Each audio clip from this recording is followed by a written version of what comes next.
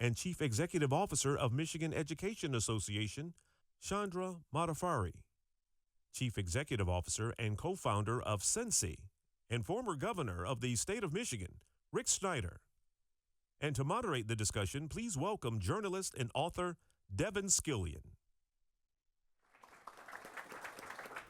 Thanks, friends. Please have a seat. Thank you all very much for being here. I have started each of these WTF sessions by explaining that originally we did plan on using the currently understood iteration of WTF, but we decided it really wasn't quite forward-looking enough. So it's now, what's the fix? And the statistics and the video that you're about to see kind of, I think, draw up the challenges ahead of us.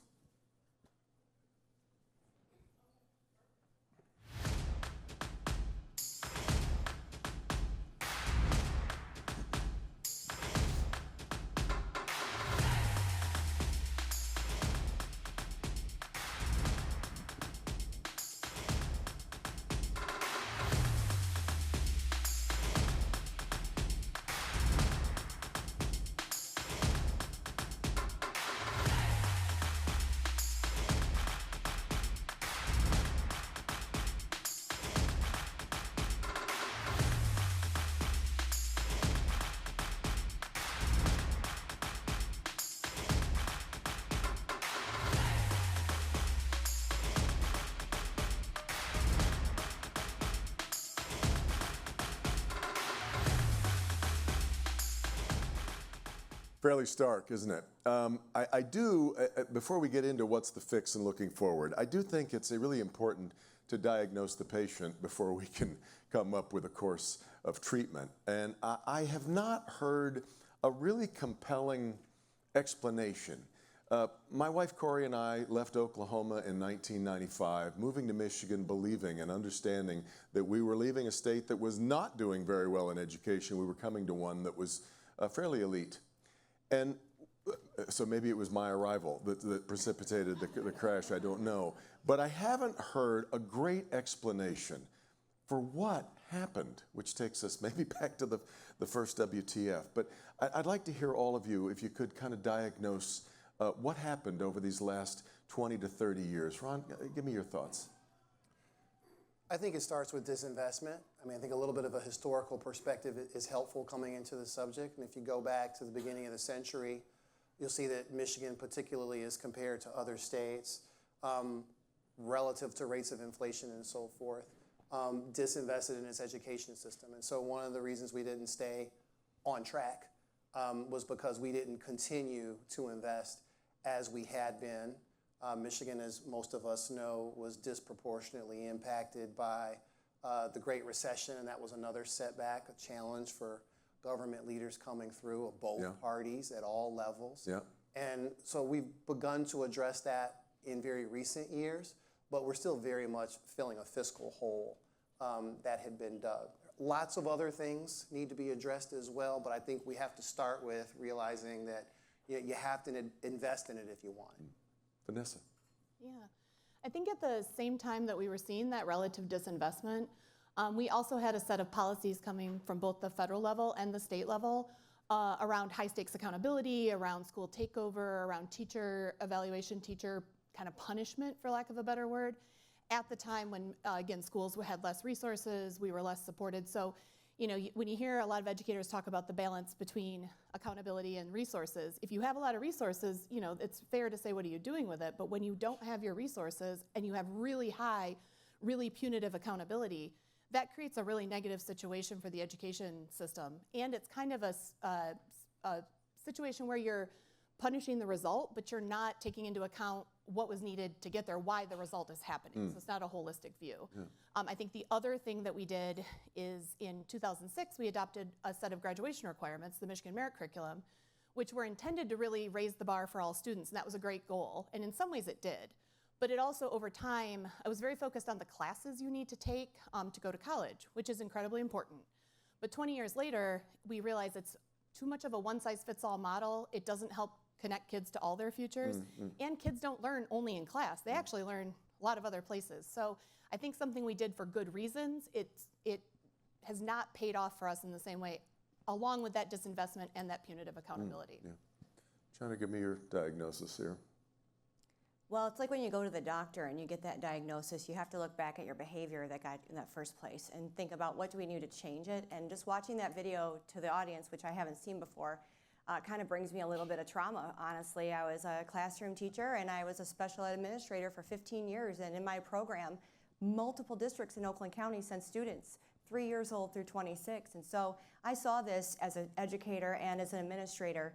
And I appreciate my colleagues. If we have three legs of a stool, yes, the cuts of education were very deep, and it was over multiple decades and more than one administration, of course. And then all of the standardized testing, that took a lot of joy out of education. I mean, we really had to like buckle down and change what we were doing. I mean, there was a space where we were cutting so deep that, you know, people were getting laid off and people had to go back to school and get different certificates. We canceled CTE programs and all of these things that really did kind of take the joy out of the space of learning. But I also think in this way that we're here, there's two pieces. In the teacher space, all of that is there. There was a shaming of educators, I believe, and blaming of educators, specifically teachers.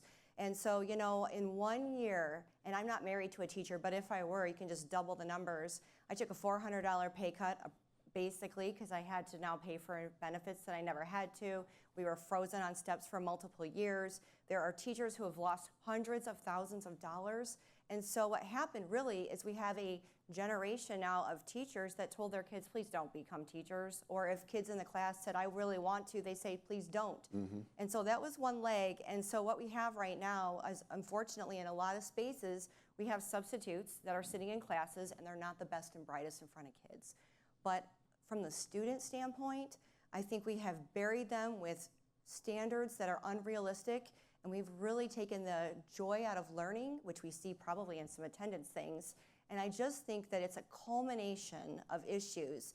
I'm sad that we're talking about it, but I'm not surprised we're talking about it because we've been talking about it for a long time. So thank you for the opportunity in raising this, but it is multi-layered from education to finance to the educator to the families at home. Yeah. Governor? Well, let me give a little bit different perspective, and I'm not the educator here, I'm the nerd. The educated. Hopefully. If you step back and look at one of the things, and I mentioned this to you, Devin, is I'm not sure the educational system is the biggest part of the issue in the sense that we're doing the same thing we've been doing for 120-some years. If you go back to our system of education, it's still about seat time. It's still about one class, one teacher, and the bell going off. And I think, if anything, the world's changed, and that system doesn't work well in the world of today. And I'll ask you, how many of us worked at McDonald's at some point in our life when we were young? Many of us did, or a place like that. Back in those days, you actually had to know how to add, right? Does a kid working at McDonald's know how to add today? No, they push the right button because they don't have to know math anymore. Same thing in terms of writing. They use this keyboard. How many of them can print or actually do cursive writing? So in a lot of ways, I would contend we need to reform things that we've left in place for 120 years. Now, you're not telling me those skills aren't necessary, that we shouldn't learn math because the keyboard can do it for us. No, we should learn them, but I'm saying in the context of how it gets applied and used, the world has changed a lot, and the educational system didn't keep up with the changes in the world. And so part of the issue now is how do we change our system to allow flexibility? How do we allow student-centered learning? For example, think about this, is too often, and again, I'll leave it to the educators to confirm it or not, but too often teachers are sort of told, you got to move at the average pace for the average student, and you got to keep moving.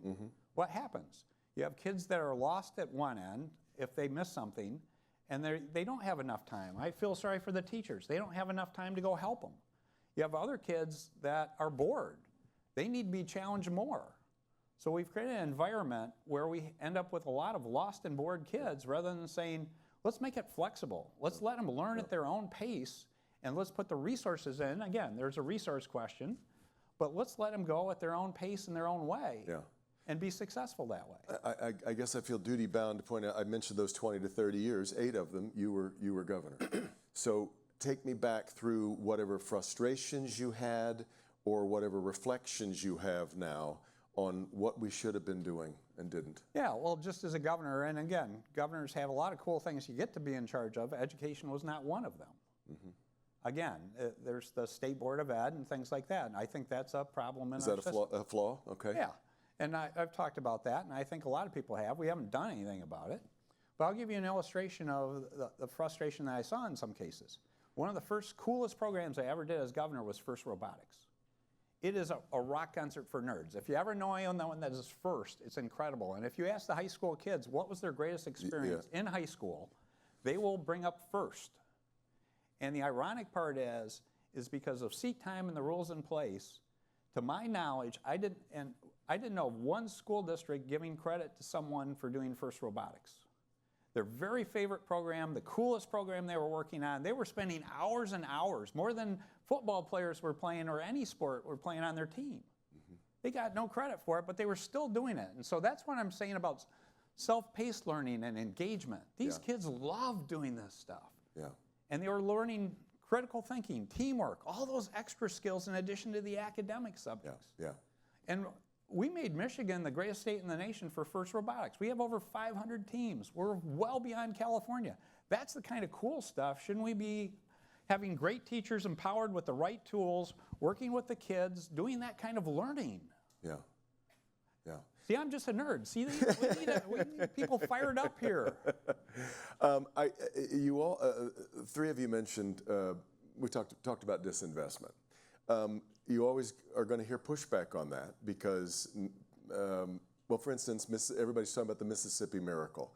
Mississippi is never going to be able to spend the most of any state in the country on education, and yet they've achieved all of this. So, Ron, when you hear somebody pushing back on the idea that money is an answer, what do you say?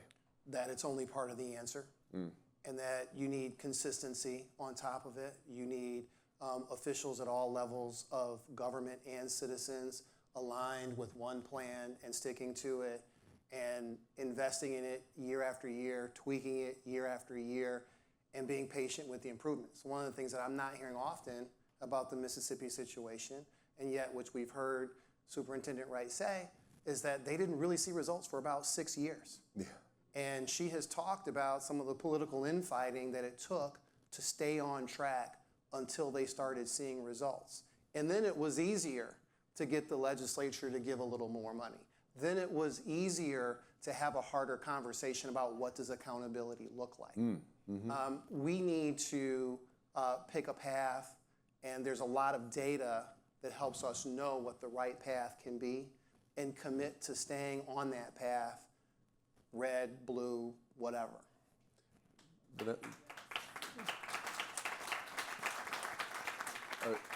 You're wearing purple, which is perfect because that sets up what I've been referring to as the peril of purple. Yeah. Absolutely correct. Mississippi has no wild swings every election year, but in Michigan we do.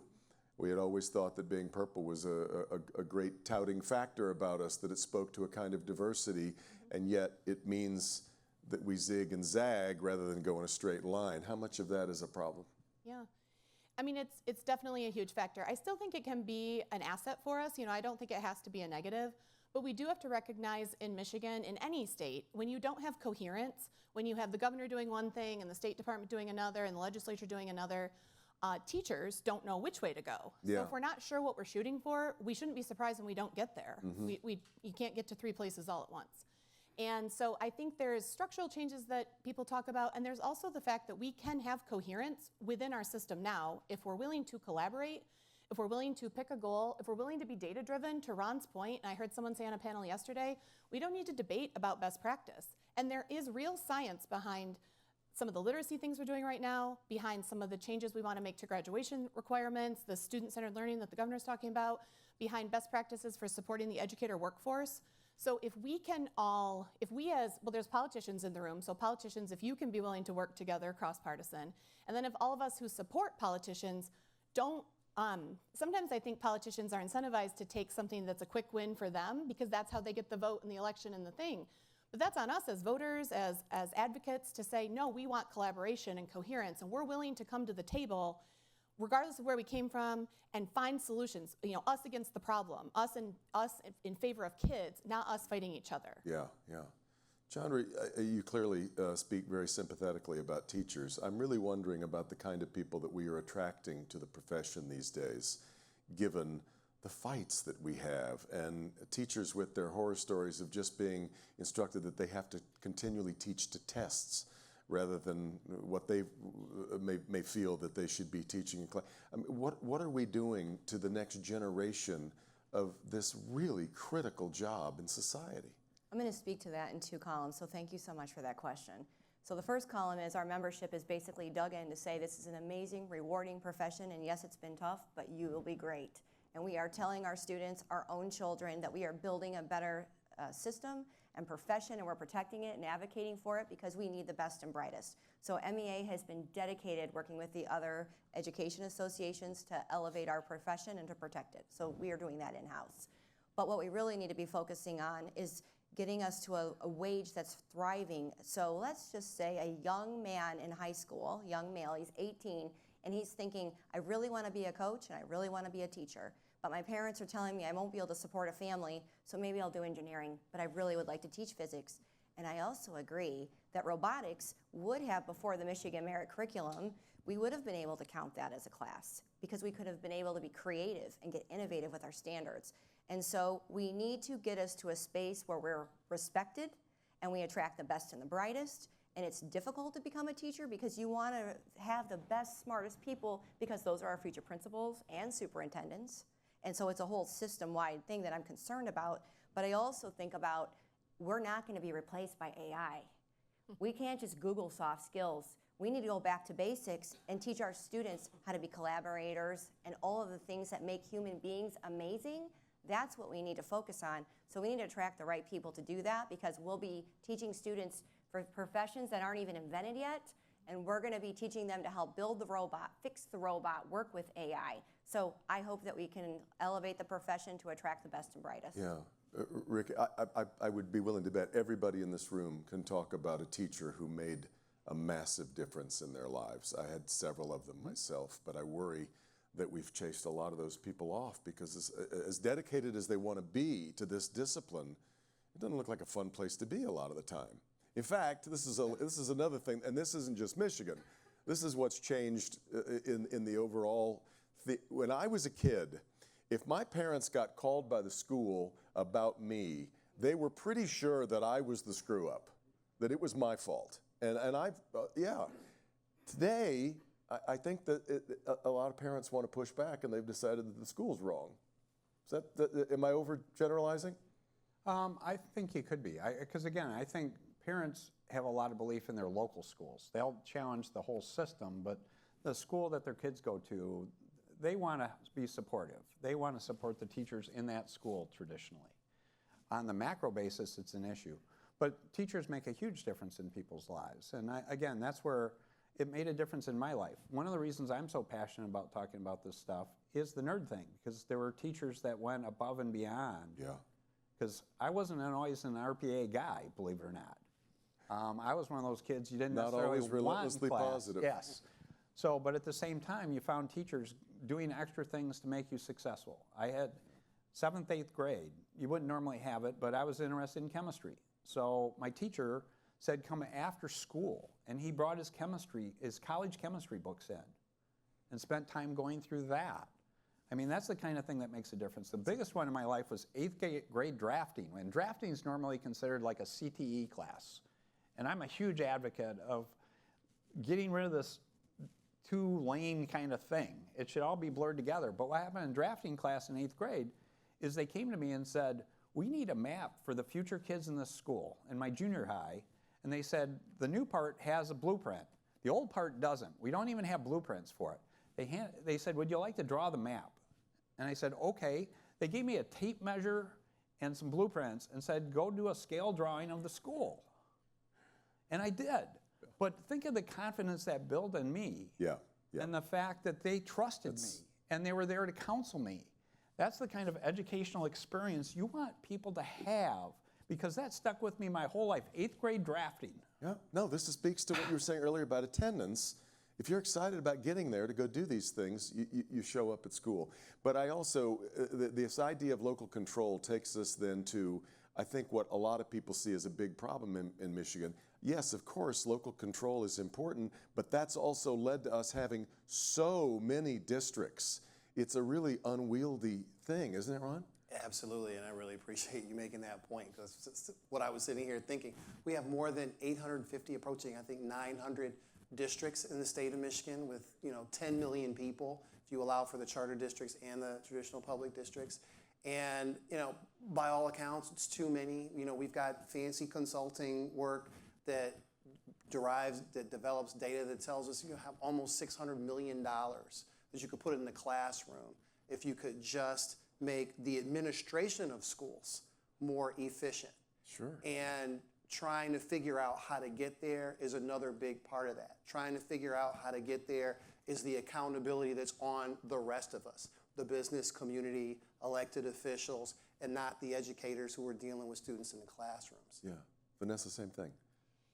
Yeah, I mean, I think our large number of districts, when people talk about Maryland, and there's 24 districts in Maryland, so the state superintendent in Maryland calls like his or her 24 buddies, and they get in a room like this, and they... In fact, she is the former superintendent of Mississippi. Yeah, so it is different. I think what's important is, like Ron said, looking for ways that we can not ask every single district to do everything from scratch themselves. That's a waste of resources. And also to be clear about the role that state policy can play. State policy has to say, these are the guardrails, and set those guardrails really well.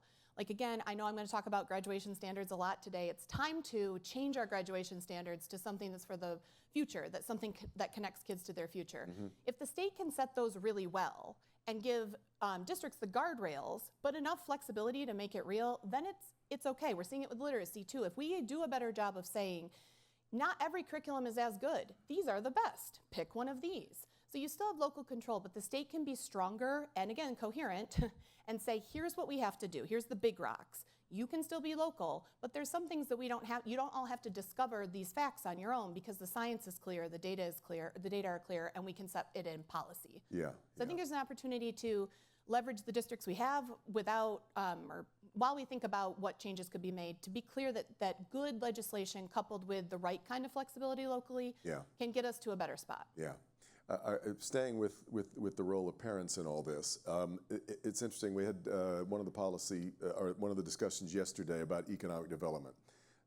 Business leaders from Michigan, Jeff Donofrio was here and talked about the first pillar that they have is improving Michigan's education system. But I've always been fascinated and struck by the kind of ambivalence that we have as Michiganders about education, because for many years you could leave high school and walk into the plant and have a really well-paying job, and before you knew it, you had a house and a boat up north. We seem a little duplicitous, I think, Chandra, in the way that we still talk about, and now we've made a college degree so expensive. I think that we really are of two minds all the time with the way we look at education in Michigan.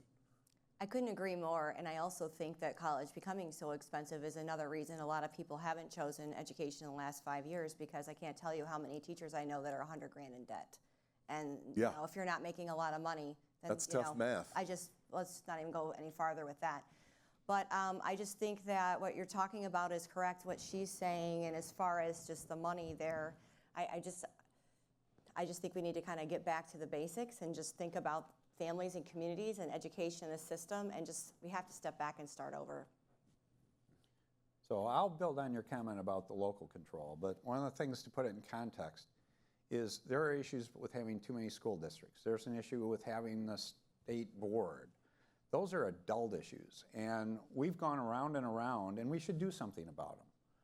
But I don't want to see years spent having us in that dialogue and not do something for the kids in the classrooms to help them be more successful in support of the teachers. So to be blunt, this gets back to giving the locals more control in some ways. So this is back to my earliest comment to say the system hasn't changed. The one classroom, the 1 hour, the one teacher goes back to 1906. The Carnegie unit is adopted by all 50 states. And I think 120 years later we should try something new. And the best way to do that, and I want to thank Nancy DeBoer's here, she's co-sponsoring along with Jimmy Wilson. So we have a Republican and a Democrat sponsoring legislation to allow relief from seat time. If a local district wants to do reform, gets the school board to approve, gets the teachers union on board to approve, and the parents want to do it, why don't we give them a waiver and let them innovate? And they're doing it already. The interesting part is there are 85 school districts in the Future Learning Council trying to innovate today, being held back by these antiquated rules from 120 years ago. And we should let them fly, let them do more, because they want to do more. There are 200 educators that get together every month on a voluntary basis to compare best practices, to talk about ways they can support one another on doing innovative methods in our school, and it's working. Yeah. And we're holding them back. So let's knock off, let's do the adult issues, but let's not say, okay, let's do all the adult stuff and then do this. Let's parallel process, let's let these districts fly that want to innovate, and then take on these big issues and do important things like launch. I appreciate the efforts these three fine individuals and some other great people have been doing for 2 or 3 years, building the launch, which I think is exciting. But in the meantime, we can have real action happen. So let's stop talking and start acting. Yep. Can I respond real quick to something he just said? Sure. So I want to celebrate that it's our members, it's our educators that are doing this great work. And I do think it is awesome that finally we're sitting down and looking at the whole stool and saying it is money, it is policy, it is all of these things that you're saying. There's a lot of restrictions that are holding us back. But when I think about us moving forward and working together, we need to think about local influence and not local control. And I've been really leaning in on that. And so if we do create policies with guardrails and best practices, maybe we can work with our communities so they can influence and they can feel heard and they can feel seen, but not make all these decisions that are putting us in all this isolation and boxes because we have a system-wide problem. And I think we can do it in a way that protects our mascots, because we all know it's about Friday Night Lights. And so if we can back away a little bit, take care of the administration, we'll free up a lot of funds, and we cannot look at it purely as consolidation, but find a way that parents can be involved in local influence instead of control. I think we can then work on the whole system. Okay, yeah. I want to stay with the grown-up problem for just a second, though. If we've got so many people agreeing there's too many districts, and I fully get, of course, that a school district generally doesn't try to put itself out of business. But if we realize that we need consolidation on that, if we need a different kind of governance over education in the state, where do you sense the resistance is coming from? Well, again, Chandra actually gave the best illustration. I learned this as governor early on. Never assault a mascot. Rule number one is you can change, because I always gave people the illustration. Think about the school districts and how many people pay any attention to what's on the side of the school bus, the school district name. It doesn't mean a whole lot to you. But if it's associated with a mascot, then it's a big deal. So we actually provided resources in the past to help promote consolidations between districts. And there is a lot of money that could be saved and a lot of good work. Again, we've got intermediate school districts. We got layers of districts and getting more rationality there. And then, again, back to this point of relief from rules, we have way too many categoricals. So a lot of school districts that are more challenged have trouble even applying to get special funds for special purposes, because over the last 20, 30 years, we've said, okay, we need a line for this and a line for that. And I've had a lot of superintendents tell me it's not worth filling out all the paperwork. By the time we spend the money to do the paperwork, we're actually losing money. Yeah. I'd like to move into the reading problem. This is, of course, my own bailiwick as a children's author. It breaks my heart when I look at what's happened to reading scores. The idea of, I don't know, reading has kind of come under a weird sort of malaise, and I'm really curious to let you all, especially those of you who've spent time in the class, talk a little bit about what's a prescription for getting reading back to where it needs to be in Michigan. Ron? I'm going to defer to the Okay, the experts teachers. on I was going to go down the I line, am but supporting the educators in that part Sure. of the Launch Michigan agenda. oh, good, Venessa. Well, Ron gets the Board Member of the Year award. I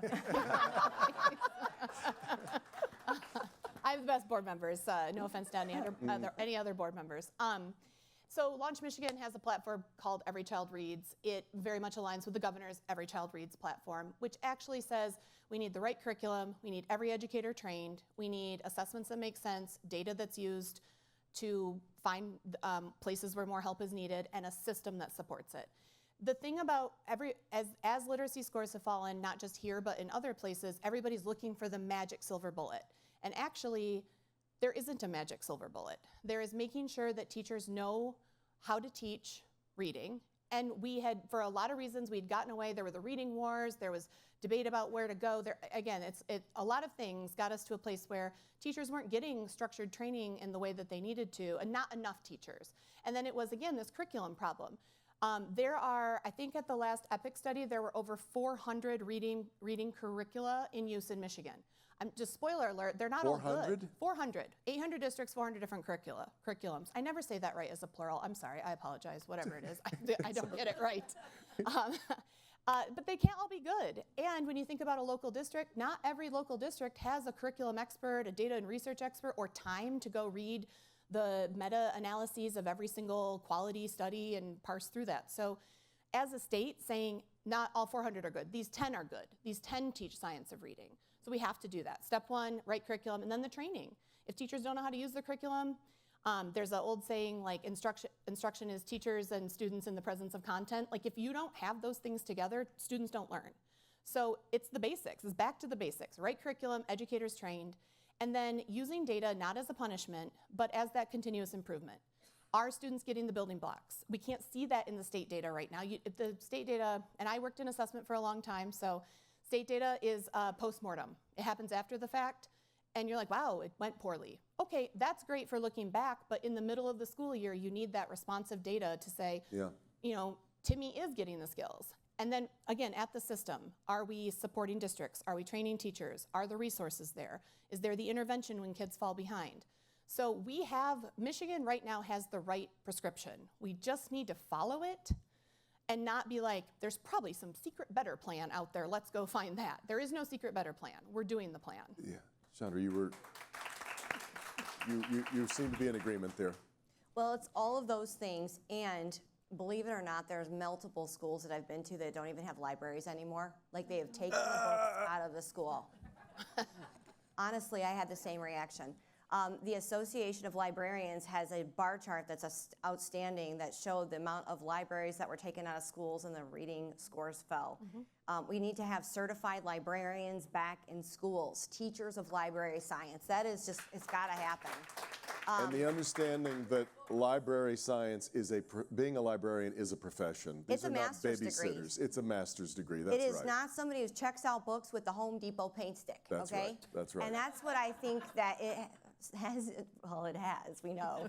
That's what it looks like in a lot of places. In fact, you know, when overcrowding happened, they close down the library, they throw things in carts, they disperse them in classrooms, and we've lost the whole thing. And let me honestly say, as a teacher, my librarian at the high school taught us the newest research methods so we could teach our students on how to use systems. They're the ones that taught us how to catch them using AI before it was really the AI that we knew about. And so we need to get certified librarians back, but that is in that education pathway where you have highly amazing trained teachers who then say, you know what, I think I'm ready to grow and I don't want to be a principal. Maybe I will be a school counselor or a social worker or a librarian, and then they have the money to be able to afford to borrow to go to get your master's degree because they know that eventually they'll make a little more to pay it back.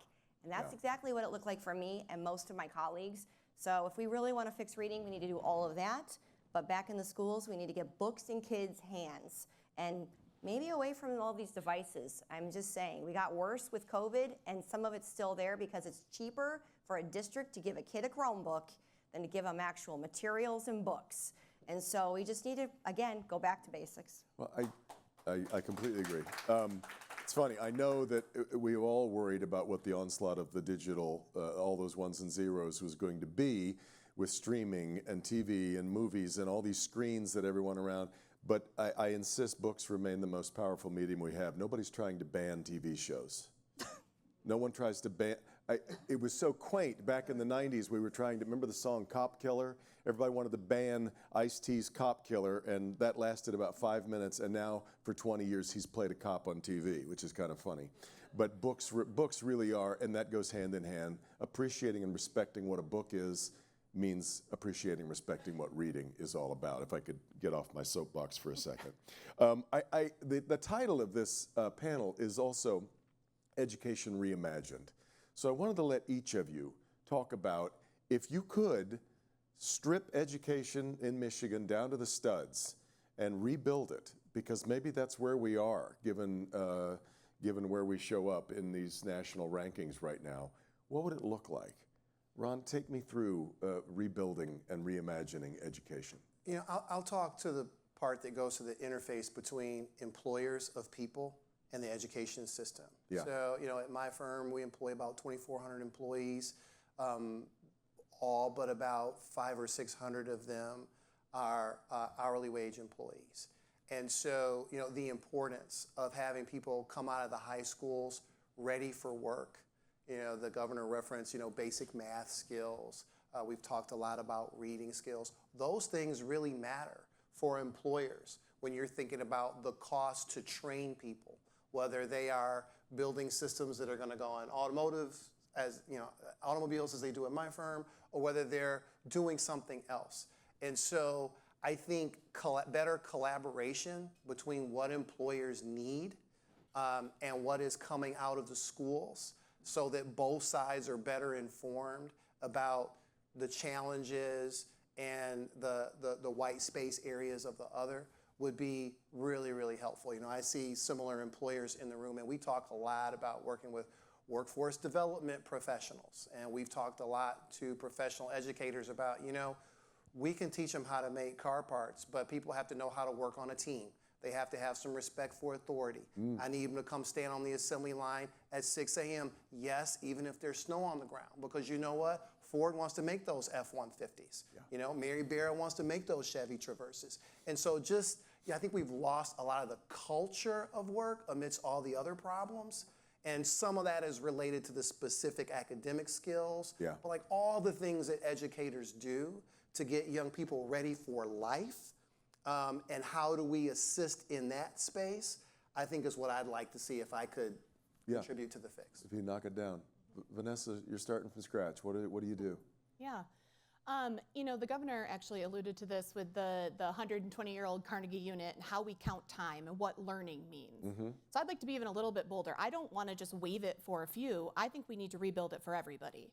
We only count time as learning in this very little box, but learning happens in all kinds of places, and it should. And to Ron's point, the other opportunity we have with the Michigan Education Guarantee, new graduation standards, is to say, kids need to have the fundamentals, and they need to have those career-connected skills, whether they go to the workforce right out of high school.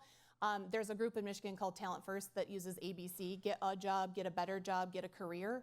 Those durable skills, those soft, work on a team, show up on time, problem solve, you need those for your schooling, and you need those for your career throughout your life. We can build those into what you practice in high school. We can do a better job with making sure every student has a career-connected experience. And these are things we can do for everybody, and we need to. So my reimagine, my build it from the ground up is to find a way to break, and it's deep, it's in the data and it's in the funding, but break the tie between learning only happens when your butt is in that seat in a class called math. And actually focus on mastery of the skills that you have to have, both academic and durable. If you can get there, that's your diploma, and lots of demonstrations of it. Again, we can still give a standardized test for some things, but you don't demonstrate teamwork by taking a test. You demonstrate teamwork by solving a problem, first robotics or something like that. Right. We can do this. 30 other states are updating their graduation requirements.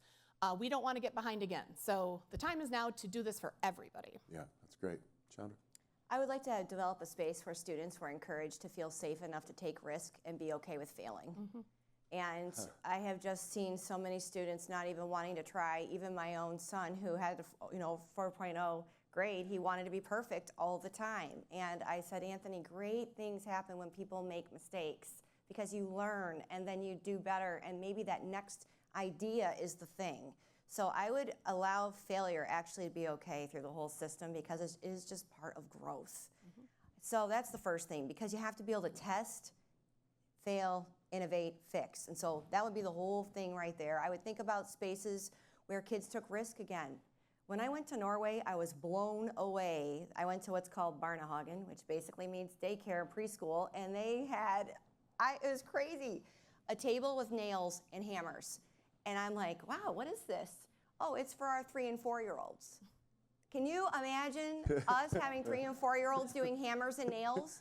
And then there was a little boy that went in there and he's like banging on the hammer and nails. And I said, obviously, well, what happens when they hurt their thumb or their finger? And the teacher, who was a male with a master's degree, and what was really crazy is in the younger grades, most of the men were there.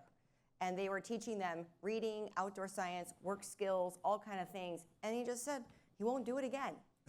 And I was so blown away by that, because not only as a society, as adults we're scared to fail, we're teaching that to our children, where we need to go to standards-based and think about learning is not about the test on Friday. So let's say a test is made up of 3 parts. Okay, first 2 parts, I did great, I bombed on the 3rd part. I should be able to kind of go back and practice and relearn, and then reassess that knowledge. That's a system-wide thing that we're learning and we're thinking and we're teaching. If we can build that through the whole system and take off a lot of the handcuffs that we have, for sure, I agree, then I think we'll have done some really great work. That's great.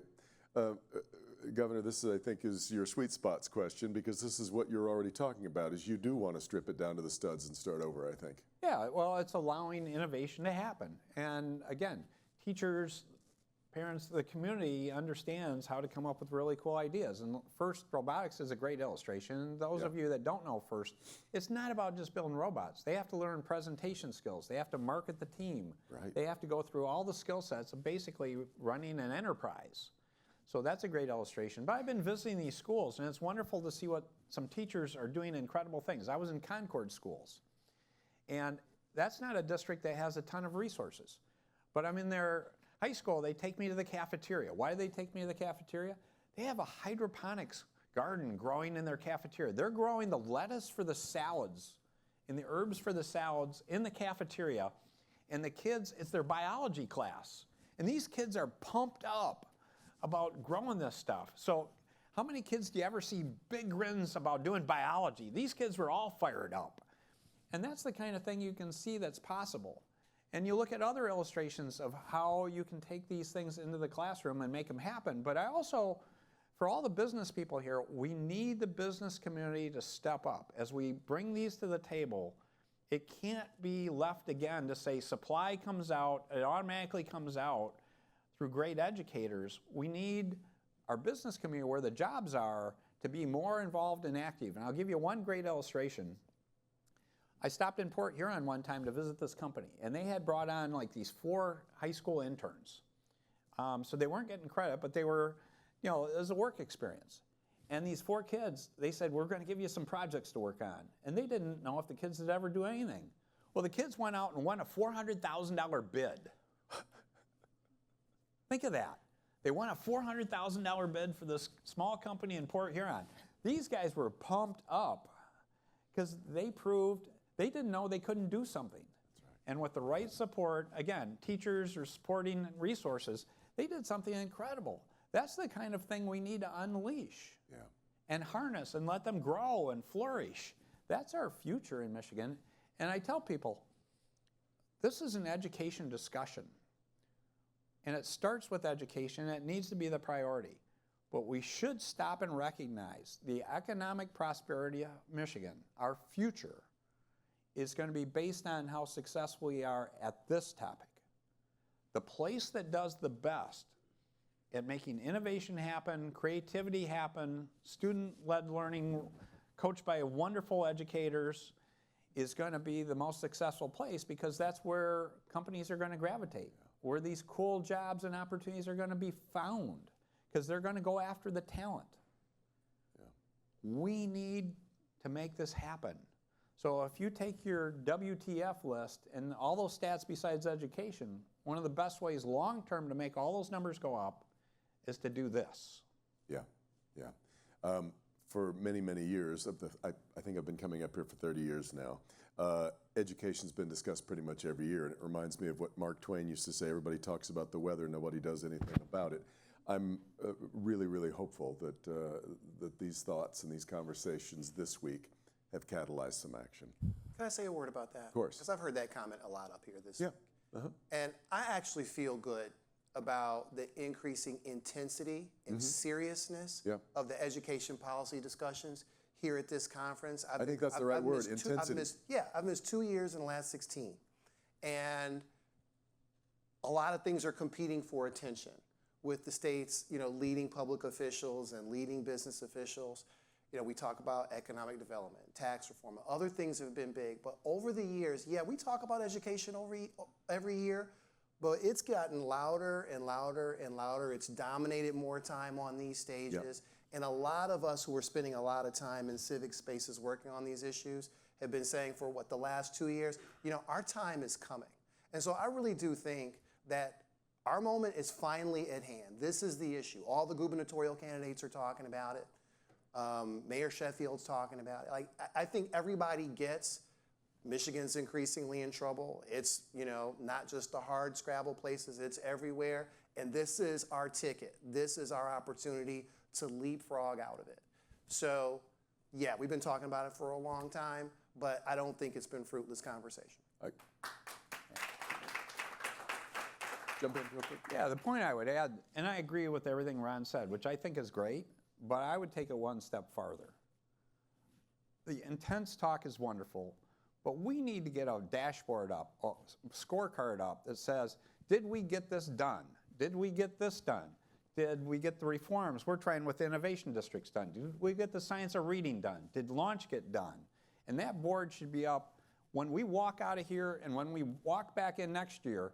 If it's red or green, if it's red, don't be talking about a bunch of other stuff. Let's talk about, let's get it done. So we need to start moving from just intensity to results. And we need to have more of an attitude to say, we don't accept just having really great discussions. I'm tired of really great discussions. We need real results to be showing up, and we should be holding ourselves accountable. Did we deliver or not? I think that's. I'm willing to sign up for that. I don't know how many other people are, but it's like I'm signing up to say, let's show some real results here, and if not, let's do something about it. That's a great bow to put on it. Ron, Venessa, Chandra, Governor, thank you all. And thank you all very much for being here.